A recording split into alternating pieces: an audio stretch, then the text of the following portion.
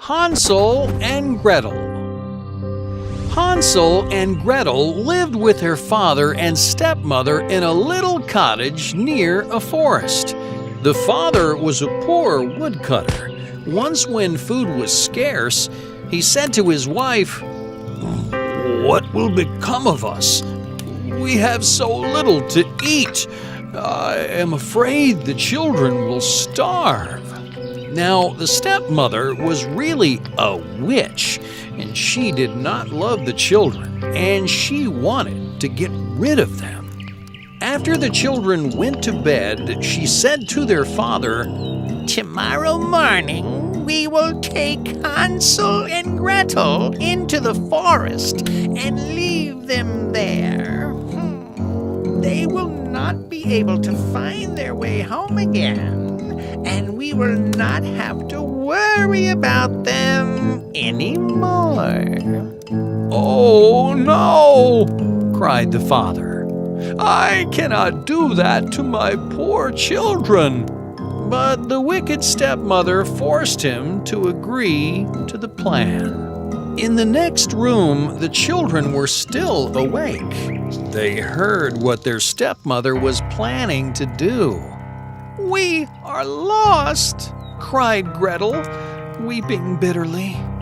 But Hansel comforted her. "Don't cry, Gretel," he said. "I shall take care of you. I will think of something." Later that night, when the house was dark, Hansel put on his jacket and slipped out the back door. In the bright moonlight, the pebbles in front of the house glistened like bits of silver. Hansel stuffed his pockets full of the pebbles and then went back to bed. Before the sun rose the next morning, the stepmother awakened the children. "Get up," she said. "We are all going to the forest to cut wood." Before they left the house, she gave each of the children a piece of bread. "Save it for your supper," she told them. "You will not get any more to eat."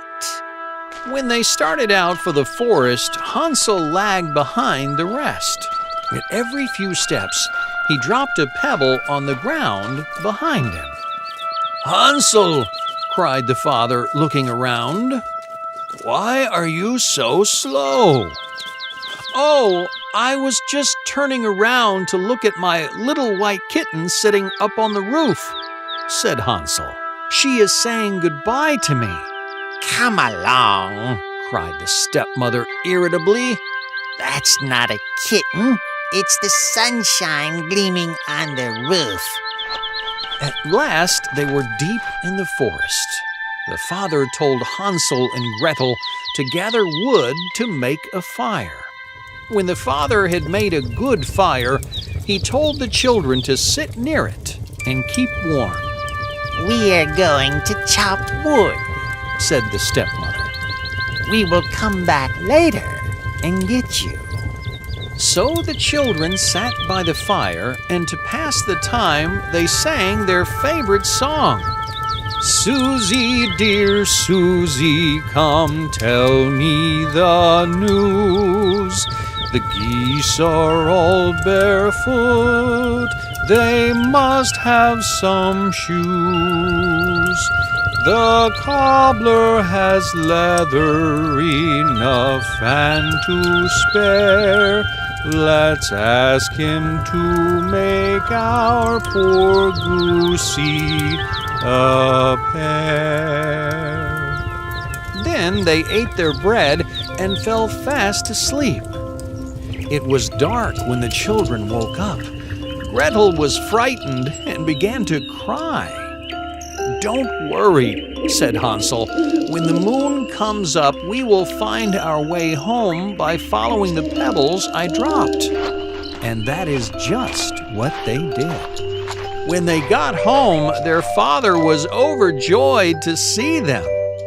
"There is some food in the house again," he said, and then he gave them a good breakfast. Oh, but the stepmother still wanted to get rid of the children. She waited until they had no food left. Then she made her husband agree to take the children deeper into the forest. "Here is your supper," she said. And again she gave each of them a crust of bread. This time Hansel had not been able to gather any pebbles, so he made crumbs out of his crust of bread and dropped them along the path. "We will find our way back by following the crumbs," he whispered to Gretel. But alas, when morning came, they could not find any breadcrumbs. The birds had eaten them. The children started to walk through the forest. They walked all day. At last they stopped to rest beneath a tree. They saw a lovely white bird sitting on a branch singing sweetly. When the bird flew away, they followed him. Suddenly, Hansel and Gretel came upon a little cottage. It was made of gingerbread, and the windows were of transparent sugar. There were cookies and cakes and candy all over the outside of the house, and the roof was covered with vanilla icing. They ran towards it eagerly. Hansel broke off a chocolate cookie, and Gretel tasted some of the window. "Oh, what a fine meal we will have," they said happily. Just then, a shrill voice called out from the cottage, "Nibble, nibble like a mouse. Who is nibbling at my house?" The children answered, "It's only the wind, the wind." Just then, the door opened and out came a bent old woman leaning on a cane. "Don't be frightened," said the old woman sweetly to the children. "Come inside and have a proper meal. I know you must be hungry and tired." She took the children into the house and gave them each a dish heaped with pancake and a big glass of milk. "I live here all alone," said the old woman, "and I am happy to have company." After the children had eaten, she put them to bed. They soon fell fast asleep in the two clean beds. Now, this old woman, who seemed to be kind, was really a wicked witch. She enticed children to her gingerbread house, and then she kept them prisoners until she ate them. After Hansel and Gretel were asleep, the witch sat before her pot and sang to herself, "My, what a splendid feast I've got. I'll boil these children in my pot. First I will fatten up the boy, and then the little girl enjoy." From time to time, she would look at the two rosy-cheeked children peacefully asleep. The next day, the witch took Hansel by the hand and led him to a little cage in her stable. Before he knew what was happening, she had pushed him in and locked the cage door.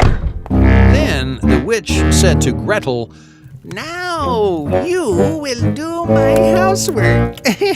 But first fetch some water and cook some food to fatten up your brother. When he is fat enough, I shall eat him."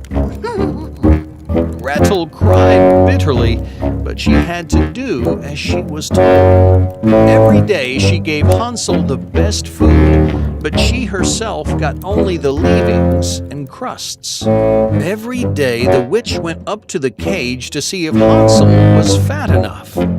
"Stretch out your finger," she would tell Hansel, "so that I can see if you are fat enough." But the witch had very bad eyesight, so instead of holding out his finger, Hansel held out a lean chicken bone. He never seemed to be any fatter. After a few weeks passed, the witch became angry. Enough! She cried. Gretel, draw the water and boil the pot. Be he fat or be he lean, tomorrow I shall feast on him. Gretel cried and begged, but the old witch had no mercy. The next day, the witch said to Gretel, While the pot is boiling, we will do the baking. I have heated the oven. Pushing Gretel to the oven, she said, Climb in and see if it is hot enough now to bake the bread. But Gretel knew what the witch had in mind, so she said, I don't know how to climb in. Will you show me how? Silly goose, cried the witch. The opening is big enough. Why, I could climb in myself. And the witch climbed into the oven. At that moment, Gretel slammed the door shut. Now Gretel jumped with joy and sang out, Now you're in the oven and I'm out here. I let out my brother and then we'll both cheer. Gretel rushed to the cage and opened the door to let Hansel out. They hugged each other for joy. Then the two children went through the witch's house and found chests of gold and jewels. While they were filling their pockets, their father rushed into the cottage. My children, he cried, I have been searching all over for you. I have come to take you home again. And then he told the children that their stepmother had gone away forever. She had probably gone to join the other witches, he said, and that is where she belongs. So Hansel and Gretel and their father went home with plenty of gold. They never went hungry again, and they all lived happily ever after, never wishing for anything.